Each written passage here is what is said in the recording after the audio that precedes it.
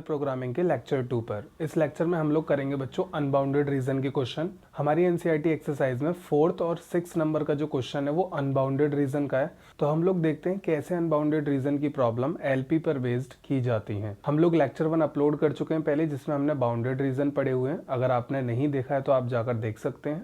सबसे पहला हमारे पास क्वेश्चन है क्वेश्चन नंबर 4 एनसीईआरटी बुक का, z equal to 3x plus 5y। इसको हमें मिनिमाइज करना है, सब्जेक्ट टू कॉन्स्टेंट दे रखे हैं। तो देखिए करने का तरीका क्या है, मैंने आपको बताया था ये जो इनइक्वालिटीज़ हैं इनको 1 और इसको बोलिएगा 2। अब हम लोग करते क्या है, कंसीडर इनइक्वालिटी 1 एज इक्वेशन। हम लोग इनइक्वालिटीज़ को मानने वाले हैं equation x plus 3y equal to 3। और अब हम लोग निकालते हैं इनके पॉइंट्स। तो पॉइंट्स निकालने के लिए सिंपल मैंने बताया था, पहले x की जगह 0 रखें, y आपको मिलेगा 1, y की जगह 0 रखिएगा तो x मिलेगा 3। कोऑर्डिनेट्स आ गए 0 1 एंड 3, 0।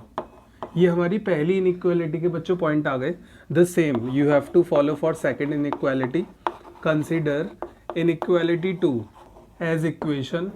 अब जो हमारी सेकंड इनइक्वालिटी है उसको भी इक्वेशन माने, इसके भी पॉइंट निकलेंगे, पॉइंट आ जाएंगे। यहाँ पर मैं थोड़ा फास्ट मोड में हूँ क्योंकि ये मैंने लेक्चर 1 में आपको सबको बताया हुआ है, तो प्लीज़ जाकर उसे देखिए तभी आपको समझ में आएंगे। x की जगह 0 रखेंगे तो y2, y0 तो x2। कोऑर्डिनेट्स मिल गए 0,2 एंड 2,0। अब देखिए कोऑर्डिनेट्स निकलने के बाद हम लोग क्या बनाते हैं बच्चों, ग्राफ। तो ग्राफ की तैयारी हम लोग इधर कर लेते हैं। यहाँ पर हमारे पास देखिए पॉइंट को ज़्यादा दूर तक नहीं जा रहे हैं, तो 1 2 3 4 5, सेम हेयर 1 2 3 4 5 6। तो हमारे पास सबसे पहला पॉइंट क्या है बच्चों, 0,1। तो 0,1 हमारा यहाँ होगा कहीं पॉइंट। फिर नेक्स्ट पॉइंट है हमारे पास 3,0। 3,0 हमारे पास यहाँ होगा। अब हम क्या करेंगे, हमारे पास ये जो इनइक्वालिटी 1 है इसका साइन है स्लैक। स्लैक के लिए हम लोग क्या करते हैं, डार्क लाइन खींचते हैं। तो इस बार हमारे पास लाइन जाएगी कुछ ऐसे। इस लाइन पे हम लोग इनइक्वालिटी लिख लेते हैं, that is x plus 3y greater than equal to 3। इतना आई होप सबको समझ में आ गया होगा। अब हम लोग क्या करेंगे, ये जो बाकी के पॉइंट है इनको भी प्लॉट कर लेते हैं। 0,2 0,2 कहीं यहाँ पर होगा, फिर है 2,0 2,0 इधर है हमारा। अब इसके लिए भी देखिए स्लैक इनइक्वालिटी है, डार्क लाइन खींच सकते हैं हम लोग। इस पर हम लोग लिख लेते हैं यहाँ पर inequality, that is x plus Y greater than equal to 2। अब देखिए दोनों लाइन बच्चों यहाँ पर इंटरसेक्ट कर रही हैं, तो हम लोग क्या करते हैं, इंटरसेक्शन पॉइंट निकालते हैं। इंटरसेक्शन पॉइंट्स आर, तो हम पहले दोनों इक्वेशन नोट कर लेते हैं। x plus 3y equal to 3, x plus Y equal to 2। अब इनको आपस में सॉल्व करना है, दोनों लाइक टर्म में सब्ट्रैक्ट कर लेते हैं, ये cancel out. 3y minus 5 equal to 2y, 3 minus 2 1, तो y हमारे पास आ जाएगा दैट इज 1/2। अब इस y की वैल्यू को किसी भी एक इक्वेशन में रख देते हैं हम, जैसे हम लोग रख देते हैं फर्स्ट में, तो x प्लस 3/2 हो जाएगा इधर, दैट इज 3। x की वैल्यू हमारे पास आएगी, x इक्वल टू हो जाएगा 3 minus 3/2, that is equal to 3/2। तो हमारे पास इंटरसेक्शन पॉइंट आए बच्चों 3/2, 1/2। तो इतना तो सभी कर सकते हैं, बहुत सिंपल टास्क हम लोगों ने किया है, ऐसा आप लोगों ने 11th में भी सीखा होगा। अब हम लोग इस ग्राफ का निकालते हैं फिजिबल रीजन। अब हम लोग लिखते हैं फॉर फिजिबल रीजन। हम लोग क्या करेंगे, इनइक्वालिटी को चेक करेंगे ट्रू है या फॉल्स। पहली इनइक्वालिटी है x plus 3y greater than equal to 3। अब यहाँ पर हम क्या करेंगे बच्चों, 0 0 पुट करते हैं x y की जगह, तो हमको मिलेगा 0 plus 0 greater than equal to 3, so 0 greater than equal to 3। अब आप लोग बताइए क्या ये ट्रू है या फॉल्स, तो ये होता है फॉल्स। क्यों, 0 ग्रेटर होता है क्या 3 से, नहीं, इट इज फॉल्स इनइक्वालिटी। और फॉल्स के लिए शेडेड कहाँ जाता है, shaded is away from origin. Shaded हमारा जाएगा बच्चों ऑरिजिन से दूर। तो हम लोग क्या करते हैं, जो हमारी पहली इनइक्वालिटी की लाइन है उसका शेडेड हम लोग बना देते हैं away from origin like this, इस तरीके से। अब क्या होगा, ये हमने किया है इनइक्वालिटी 1 के लिए। अब हम लोग करेंगे इनइक्वालिटी 2 के लिए। तो इनइक्वालिटी 2 लिख लेते हैं पहले, x plus Y greater than equal to 2। 0 0 put करेंगे तो हमको ये मिलने वाला है, ये भी अगेन फॉल्स। फॉल्स के लिए same line, shaded away from origin. तो हम सेकेंड लाइन का भी शेडेड कहाँ करने वाले हैं बच्चों, अवे फ्रॉम द ऑरिजिन।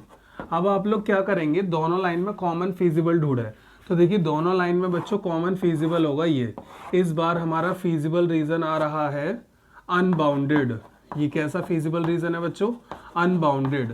अब बात आती है सर अनबाउंडेड के केस में क्या हम ऑप्टिमाइजेशन निकाल सकते हैं? बिल्कुल हाँ, हम देखिएगा आप कैसे अनबाउंडेड के केस में ऑप्टिमाइजेशन निकालते हैं। अब देखिए हम लोग एक टेबल तैयार कर लेते हैं। इस टेबल में हम लोग क्या लिखते थे? इधर हम लोग लिखते हैं कॉर्नर पॉइंट्स और इधर हम लोग लिखते हैं z इक्वल टू है हमारे पास 3x प्लस 5y। अब यहाँ पर कॉर्नर पॉइंट्स क्या है अनबाउंडेड के? 1 2 3। ये जो लाइन जा रही है इस तरीके से, इसी से हमारा अनबाउंडेड कॉमन है। तो ABCD हम लोग यहाँ लेबल कर देते हैं। तो हमारे पास पहला कॉर्नर पॉइंट है 0,2, दूसरा कॉर्नर पॉइंट है 3/2, 1/2, तीसरा कॉर्नर पॉइंट है हमारे पास 3,0। अब हम इन तीनों पॉइंट पे बच्चों z निकालते हैं, देखते हैं कितना आता है।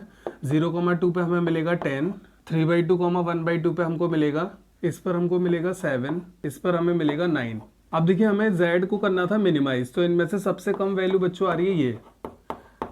अब हम बात करते हैं क्या ये हमारी मिनिमम वैल्यू है? अनबाउंडेड के केस में हम डायरेक्ट इसको मिनिमम नहीं बोलेंगे, पहले हम एक कंडीशन और चेक करेंगे जब अनबाउंडेड आता है। तो अनबाउंडेड के लिए हम लोग क्या करने वाले हैं? For unbounded. अब यहाँ से आपको बहुत ध्यान से सुनना है क्योंकि इतना पोर्शन तो मैंने आपको लेक्चर 1 में समझा दिया था बाउंडेड के केस में। अब अनबाउंडेड में क्या होता है, फाइनल जो आंसर आया उसे कभी हम फाइनल ऐसे नहीं बोलेंगे, उसमें कुछ कंडीशन चेक करेंगे। हमारे पास जो z है पहले हम उसे लिखेंगे 3x प्लस 5y और हमें मिनिमाइज करना है। तो मिनिमाइज करना होगा तो हम लोग यहाँ यूज करने वाले हैं स्ट्रिक्ट इनइक्वालिटी। और स्ट्रिक्ट का मतलब है यहाँ इक्वल टू नहीं लेंगे, सिर्फ लेस देन क्यों लिया है? क्योंकि हमें क्या करना है? मिनिमाइज। अगर हमें बच्चों मैक्सिमाइज करना होता तो हम ग्रेटर देन लेते। अब लेस देन किससे लोगे? मिनिमम वैल्यू से, जो मिनिमम आई है इस टेबल में, दैट इज 7। अगर बाय द वे यहाँ मैक्सिमाइज होता तो यहाँ ग्रेटर का साइन आता और मैक्सिमम वैल्यू फिर यहाँ 10 आ जाती। ये तब करना है आपको जब अनबाउंडेड के क्वेश्चन आए। अब इसके लिए भी हम लोग क्या करने वाले, एक टेबल बनाएंगे। जैसे आप यहाँ से टेबल बनाएंगे, x 0 रखें, y आपको मिलेगा 7/5, y 0 रखिए तो आपको x मिल जाएगा 7/3। अब हम क्या करेंगे, इन पॉइंट्स को भी प्लॉट करते हैं एंड 7/3,0। अब हम इन पॉइंट्स को प्लॉट करते हैं। अब देखिएगा 0,7/5, 7/5 हमारे पास हो गया 1.4। तो 0,1.4 देखिए कहाँ लाई करेगा, यहाँ 1 है, यहाँ 2 है, यहाँ 1.5 होगा, यहाँ कहीं होगा हमारे पास। को हम यहाँ से इक्वेशन हटा देते हैं, आपको पता ही है यहाँ कौन सी इक्वेशन है। तो ये हमारे पास पॉइंट होगा 0,7/5। अब है अगला 7/3,0। 7/3 का मतलब देखिए क्या हो गया, 7/3 का मतलब हो गया 2.3,0। तो 2.3 का मतलब ये 2 है, ये 3 है, 2.3 लगभग कहीं यहाँ पर होगा। अब हम क्या करेंगे, ये जो हमारे 2 पॉइंट आए हैं, ये जो अभी अभी हमने प्लॉट करे हैं, अब इनसे भी मिलती हुई एक लाइन खींचेंगे। इस बार लाइन बच्चों खींचेगी डॉटेड, क्योंकि हमारे पास इनइक्वालिटी कैसी है, स्ट्रिक्ट। तो डॉटेड लाइन जैसे आप खींचेंगे तो ध्यान से देखिएगा, डॉटेड लाइन जाएगी बच्चों कुछ इस तरीके से। अब आपको यहाँ पे करना क्या है, ये डॉटेड लाइन ध्यान से सुनना, अगर ये डॉटेड लाइन हमारे फीजिबल रीजन को कट कर देती तो इसका मतलब इस केस में हम लोग कोई मिनिमम या मैक्सिमम वैल्यू नहीं निकाल पाते।